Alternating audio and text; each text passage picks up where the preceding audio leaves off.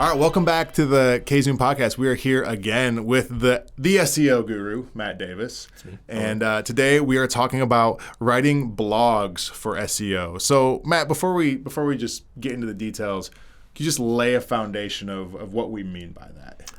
Yeah, so the best, not necessarily the only, but one of the best and most surefire ways to get more visitors to your website is to write blogs. This doesn't just appeal to them in the sense that you're providing them with an answer that they need, but it helps you to position yourself higher in Google, because as Google sees more engagements with your site, more visits, more backlinks, things like that, it'll start to push you higher in the rankings. So it can really snowball into just a good situation if you're taking the time to write consistent and regular high-quality content. And so what does that look like to get high quality content? Because I think of, the internet 10, 15 years ago, where a blog was basically what Facebook posts are now, where someone could just go on there and just kind of ramble for a while. So what makes a blog post high quality and advantageous to what we're talking about today? So I would say the first thing you need to do is always start from a position of, I'm going to provide value. I'm going to give this person the thing that they're looking for. You're going to want to be not necessarily long-winded, but you want to take your time to really explore the topic, to approach it from different angles so that different searchers can, get answers to their question no matter what it is.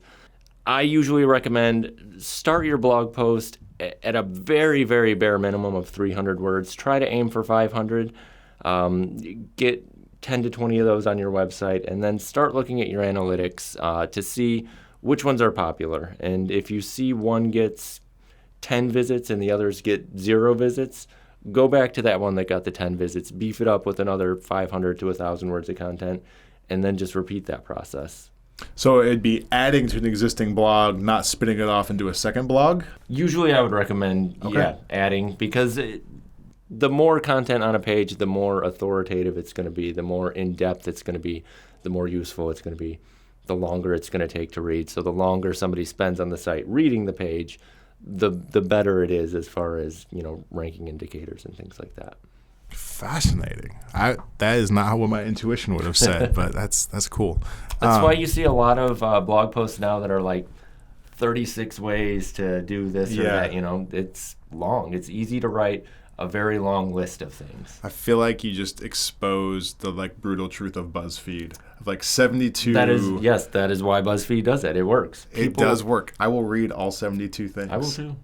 I'm no less susceptible to it than anyone else. I mean, it's a good way to structure your content. I mean, I do it in my own writing because it's much easier to write 72 little blurbs about 72 little things than it is to write one extremely long analysis of a very specific one thing.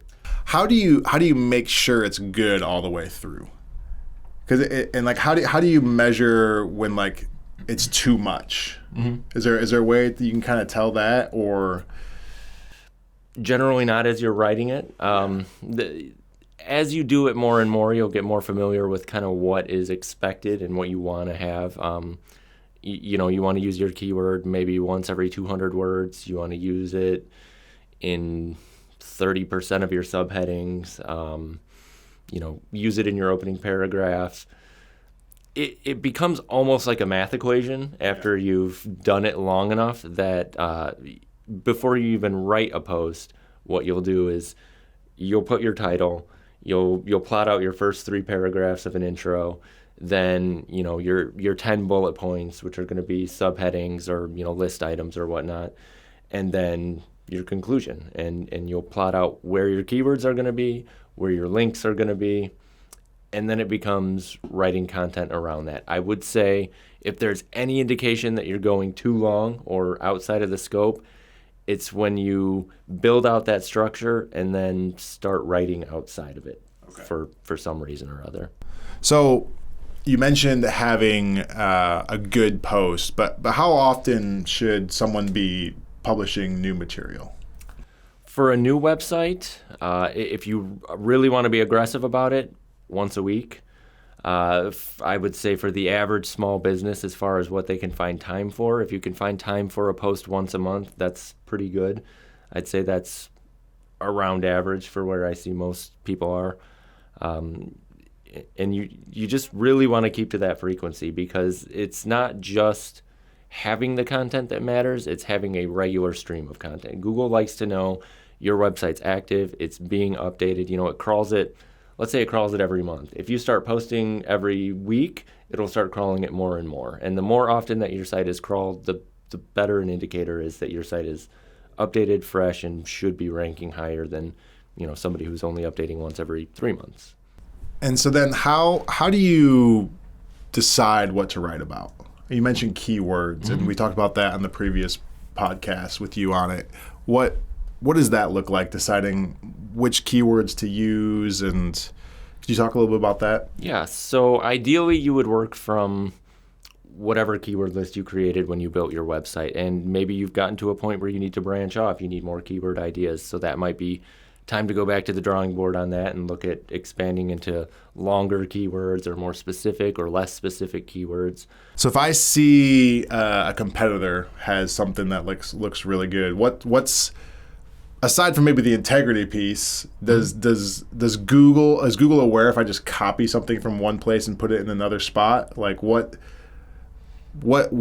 safeguards are there, or what measures are there that might prevent me from just, well, this seems to be doing well here, why don't I just take that? Yeah, so Google hates duplicate content, and it's going to know if you steal a blog from your competitor.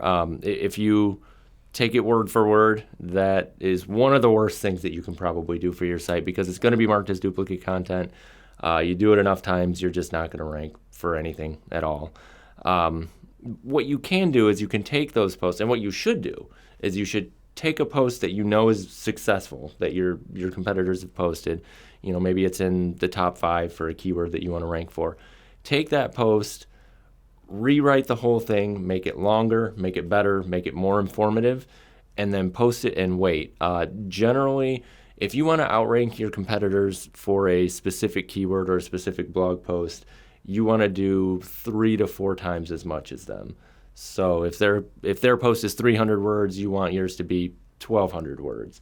If theirs has 20 backlinks to it, you want to have 60 backlinks. You want to work on getting those things and hitting those marks to put yourself above them.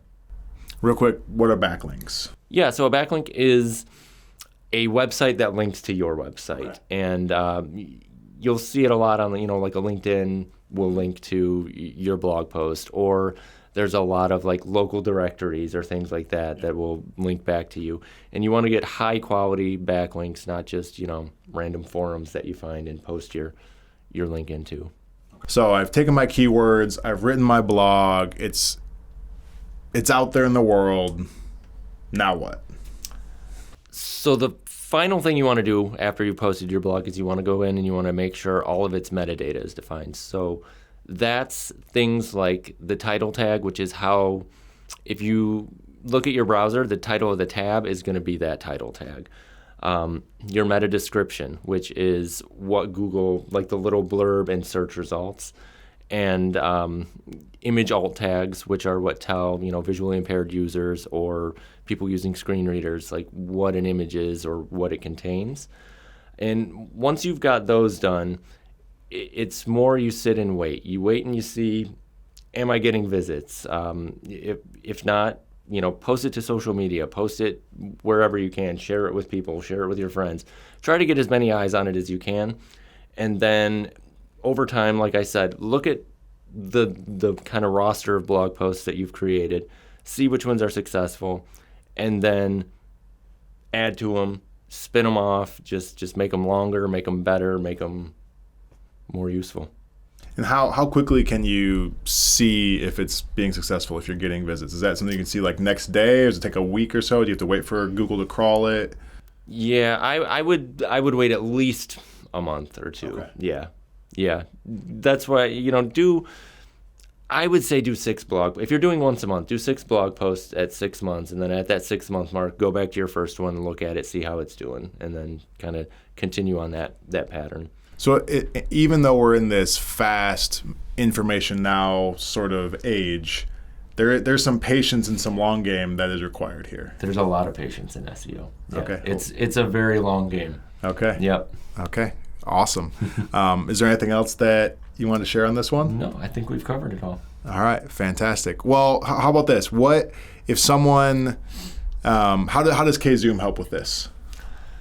We can help with every aspect of SEO. You know, we can sit down with you and we can create a plan that you can act on. If you just want us to put together a list of keywords and a list of potential blog articles that we think will produce results for you, we can do that, hand it off to you, and you can do the writing. Or you can hire us and we can build the plan and we can execute the plan. You know, we can write the blog posts, we can make videos, we can make, you know, images and ensure all your meta tags are right, and go into the back end and really do a deep dive as far as, you know, what do we need to fix on your pages to get you ranking. So it depends on, you know, your level of involvement. Great. Yeah. Great. Well, if you need any help with any of those things, you know where to find us. Thanks for checking this out. If you have any questions, feel free to throw them in the comments. Or if there's a topic about SEO that you want to hear Matt talk on more, the SEO guru, let us know, and we will get those cranking here sometime soon. But for now, thanks for checking out the KZoom podcast. We'll see you again soon.